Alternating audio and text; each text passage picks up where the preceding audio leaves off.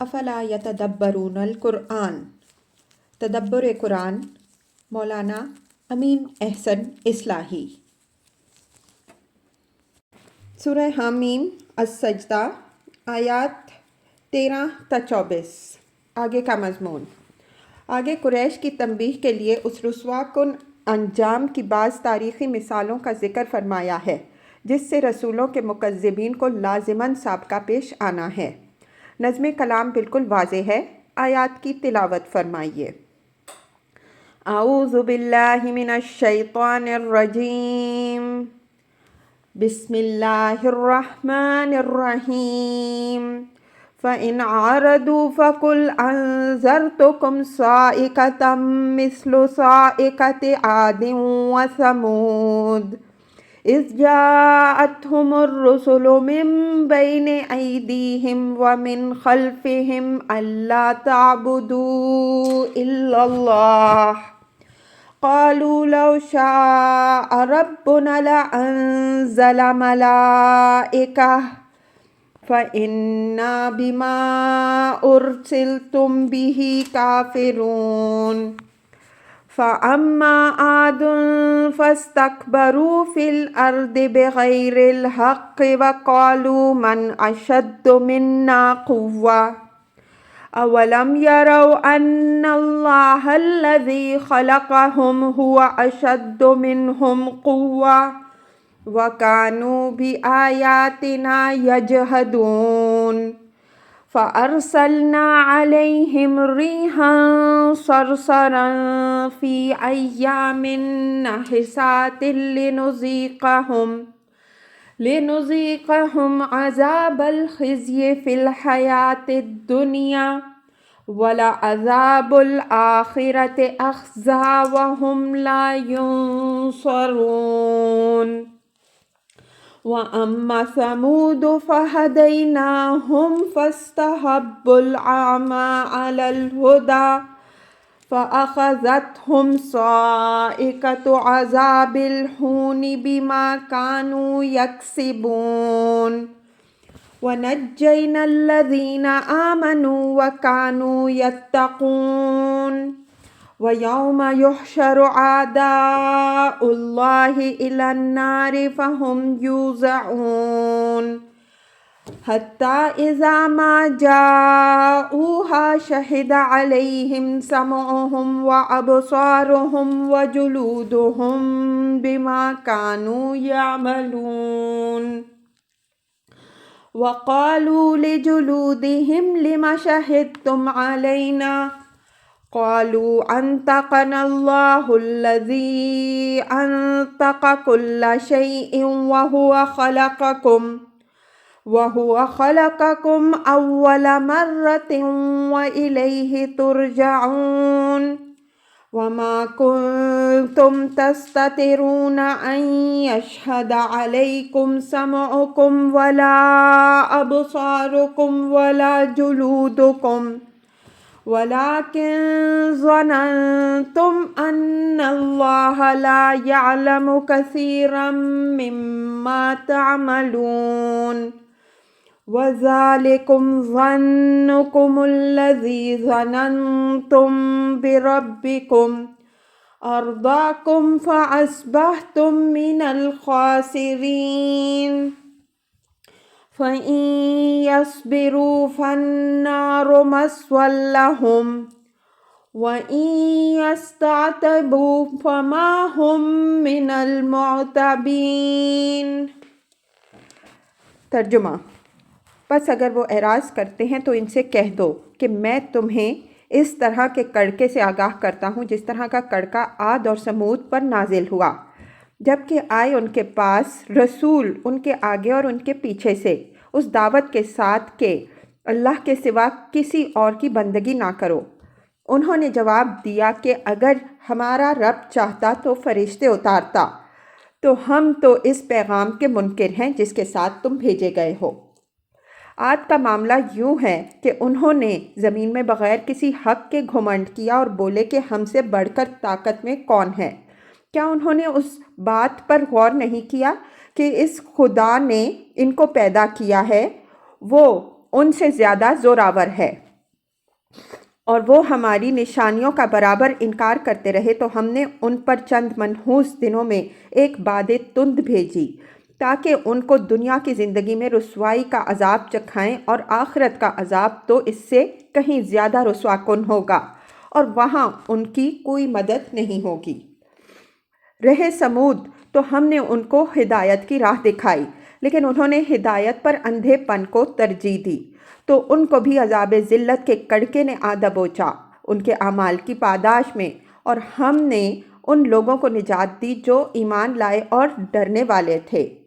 اور اس دن کا دھیان کرو جس دن اللہ کے دشمن دوزخ کی طرف اکٹھے کیے جائیں گے، پس ان کی درجہ بندی ہوگی یہاں تک کہ جب وہ اس کے پاس حاضر ہو جائیں گے تو ان کے کان اور ان کی آنکھیں اور ان کے جسم کے رونگٹے ان پر ان باتوں کی گواہی دیں گے جو وہ کرتے رہے، اور وہ اپنے جسموں سے کہیں گے کہ تم ہمارے خلاف کیوں گواہی دیتے ہو؟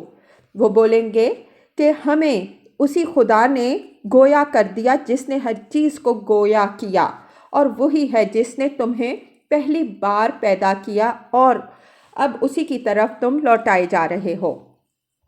اور تم یہ اندیشہ نہیں رکھتے تھے کہ تمہارے خلاف تمہارے کان یا تمہاری آنکھیں یا تمہارے جسموں کے رونگٹے گواہی دیں گے، بلکہ اس پر مزید تم نے یہ گمان کیا کہ اللہ بھی ان بہت سی باتوں کو نہیں جانتا جو تم کرتے ہو۔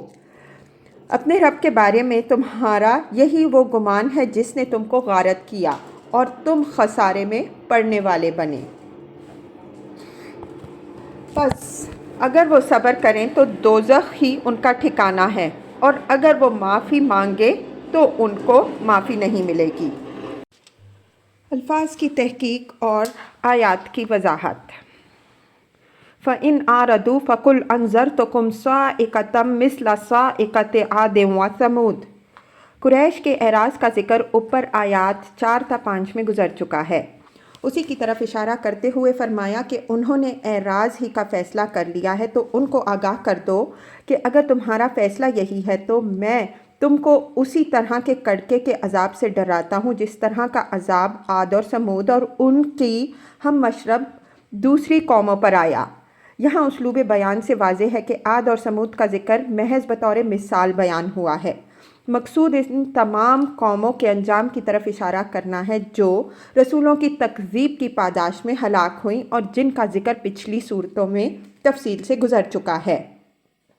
صاعقہ کا ذکر اس عذاب کی ایک نمایاں علامت کے طور پر ہوا ہے جس سے یہ قومیں ہلاک ہوئیں۔ دوسری مقام میں ہم تفصیل سے واضح کر چکے ہیں کہ ان قوموں پر جو عذاب آیا وہ شمال کی باد تند، ژالہ باری اور ہولناک رعد و برق کا مجموعہ تھا۔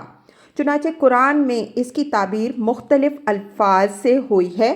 یہاں ان کے ایک نمایاں وصف صاعقہ سے اس کا ذکر فرمایا، لیکن مقصود اس کے ان تمام لوازم کی طرف اشارہ کرنا ہے جو دوسرے مقامات میں مذکور ہوئے ہیں، اور ان میں بعض کا ذکر یہاں بھی آگے آ رہا ہے۔ اذ جاءتهم الرسل من بین ایدیہم ومن خلفہم الا تعبدوا الا اللہ قالوا لو شاء ربنا لانزل ملائکہ فإنا بما ارسلتم به کافرون۔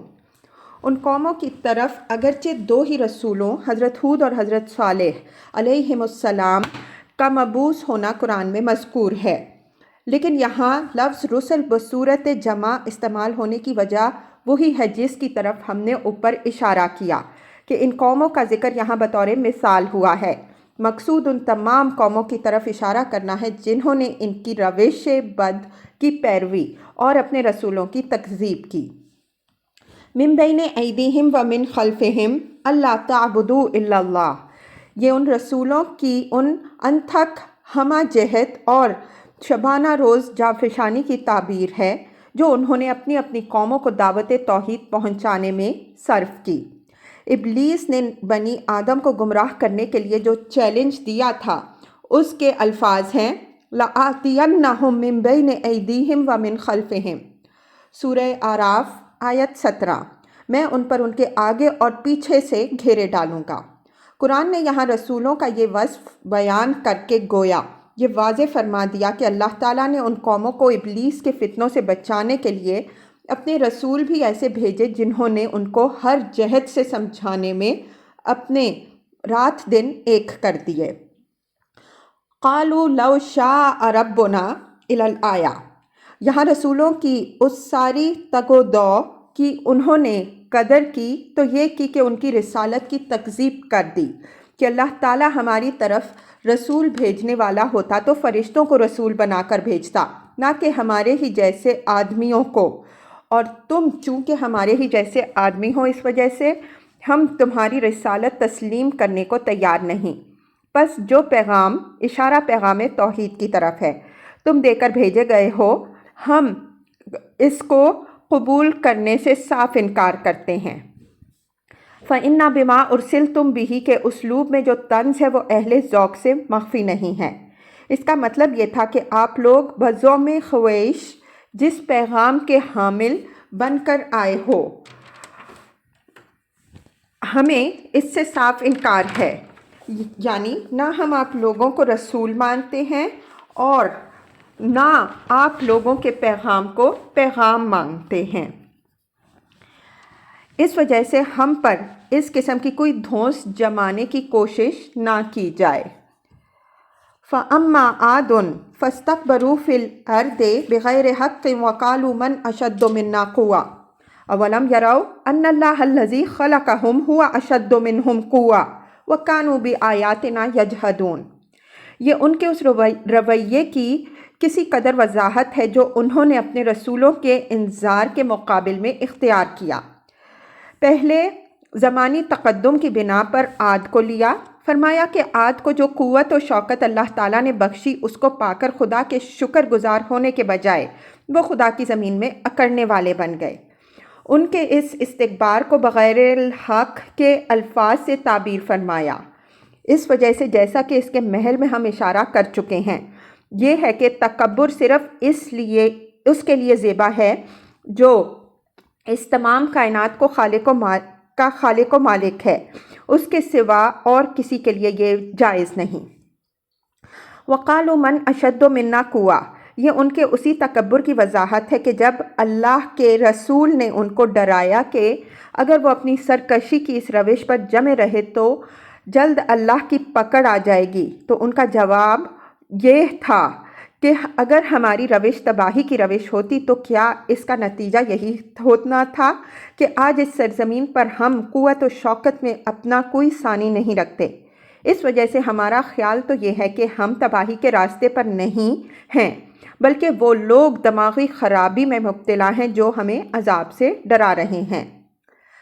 اولم یروا الی الآیہ، یہ ان کے مذکورہ احمقانہ چیلنج کا جواب ہے کہ اگر وہ ذرا بھی عقل سے کام لیتے تو یہ بات آسانی سے سمجھ سکتے تھے کہ جس خدا نے ان کو اور اس ساری کائنات کو وجود بخشا ہے وہ زور و قوت میں ان سے کہیں بڑھ چڑھ کر ہے، وہ جب چاہے اور جہاں سے چاہے ان کو پکڑ سکتا ہے اور کسی کی مجال نہیں ہے کہ اس سے مزاحم ہو سکے۔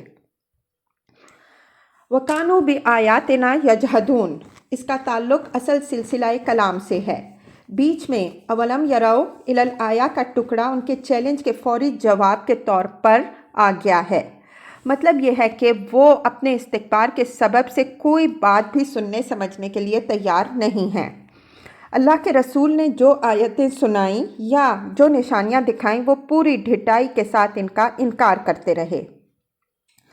فَأَرْسَلْنَا عَلَيْهِمْ رِيحًا صَرْصَرًا فِي أَيَّامٍ نَاحِسَاتٍ لِنُذِيقَهُمْ عَذَابَ الْخِزْيِ فِي الْحَيَاةِ الدُّنْيَا وَلَعَذَابُ الْآخِرَةِ أَخْزَىٰ وَهُمْ لَا يُنصَرُونَ۔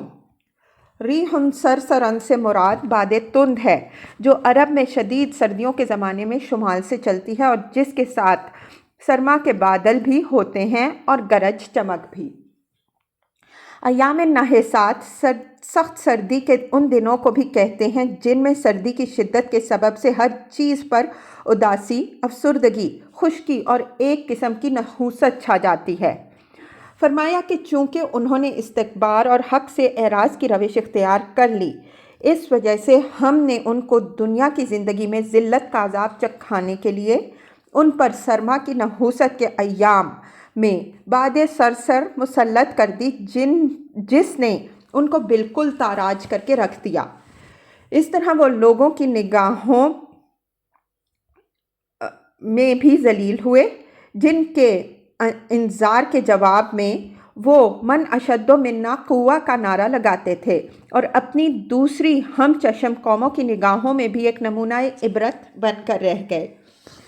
اور اس عذاب دنیا کے بعد ان کو عذاب آخرت سے بھی سابقہ پیش آنا ہے، جو اس عذاب سے بھی زیادہ رسوا کن ہوگا، اس لیے کہ اس کی رسوائی ابدی اور تمام خلائق کے سامنے ہوگی۔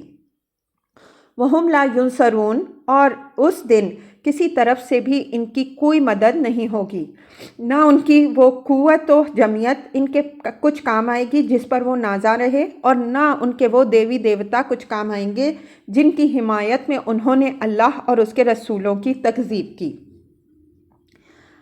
وَأَمَّا ثَمُودُ فَهَدَيْنَاهُمْ فَاسْتَحَبُّوا الْأَعْمَىٰ عَلَى الْهُدَىٰ فَأَخَذَتْهُمْ صَاعِقَةُ الْعَذَابِ الْهُونِ بِمَا كَانُوا يَكْسِبُونَ۔ فرمایا کہ یہی حال عاد کے بعد سمود کا بھی ہے۔ ہم نے ان کے لیے بھی ہدایت کی راہ کھولی، لیکن انہوں نے ہماری ہدایت پر اپنی ضلالت کو ترجیح دی۔ بالآخر ان کے اعمال کی پاداش میں ہم نے ان کو بھی ذلت کا عذاب میں پکڑا، اور وہ بالکل پامال و ذلیل ہو گئے۔ یہ امر یہاں واضح رہے کہ ان کے عذاب کی نوعیت بھی کم و بیش وہی تھی جس کی وضاحت قوم عاد کے عذاب کے سلسلے میں ہو چکی ہے۔ نظائر قرآن کی روشنی میں اس کی تفصیل اس کے محل میں ہم پیش کر چکے ہیں۔ وَنَجَّيْنَا الَّذِينَ آمَنُوا وَكَانُوا يَتَّقُونَ، یہ ان لوگوں کی طرف اشارہ ہے جن کو اللہ تعالیٰ نے ان عذابوں سے نجات دی۔ سنت الہی یہ ہے کہ جو لوگ رسولوں پر ایمان لائے اور انذار سے متنبہ ہو کر انہوں نے تقویٰ کی زندگی اختیار کر لی، اللہ تعالیٰ نے ان کو عذاب سے بچا لیا۔ اس آیت میں اشارہ عاد اور سمود دونوں قوموں کے مومنین کی طرف ہے۔ قرآن کے دوسرے مقامات میں تفصیل ہے کہ ان قوموں میں سے جو لوگ ایمان لائے، اللہ تعالیٰ نے رسول کے ساتھ ان کو بھی عذاب سے محفوظ رکھا۔ وَيَوْمَ يُحْشَرُ أَعْدَاءُ اللَّهِ إِلَى النَّارِ وَيَوْمَ يُحْشَرُ أَعْدَاءُ اللَّهِ إِلَى النَّارِ فَهُمْ يُوزَعُونَ۔ دنیا کے عذاب کے بعد اب یہ ان کی اس رسوائی اور عذاب کا ذکر آ رہا ہے جس سے ان کو قیامت کے دن سابقہ پیش آئے گا۔ یحشر کے بعد الا کا سلسلہ اس بات کا قرینہ ہے کہ یہاں یہ لفظ یساقون یا اس کے ہم معنی کسی لفظ پر متضمن ہے۔ یوزعون کی وضاحت سورہ نمل آیت 17 کے تحت ہو چکی ہے۔ ہمارے نزدیک اس کا صحیح مفہوم یہ ہے کہ ان کی درجہ بندی کی جائے گی۔ شاہ عبد القادر صاحب رحمہ اللہ نے اپنے ترجمے میں لفظ کے اس مفہوم کا لحاظ رکھا ہے۔ فرمایا کہ اس دن بھی دھیان کرو جس دن کہ یہ سارے دشمن ہانک کر جہنم کے پاس اکٹھے کیے جائیں گے، اور وہاں ان کی درجہ بندی ہوگی۔ جو جہنم کے جس طبقے کے سزاوار ٹھہریں گے وہ اپنے مخصوص دروازے سے اس طبقہ میں داخل ہوں گے۔ اس سے معلوم ہوا کہ الگ الگ مجرمین کے ساتھ ان کے اعمال کے اعتبار سے الگ الگ معاملہ ہوگا۔ حتیٰ اذا ما جاؤوها شہد علیہم سمعہم وابصارہم وجلودہم بما کانوا یعملون۔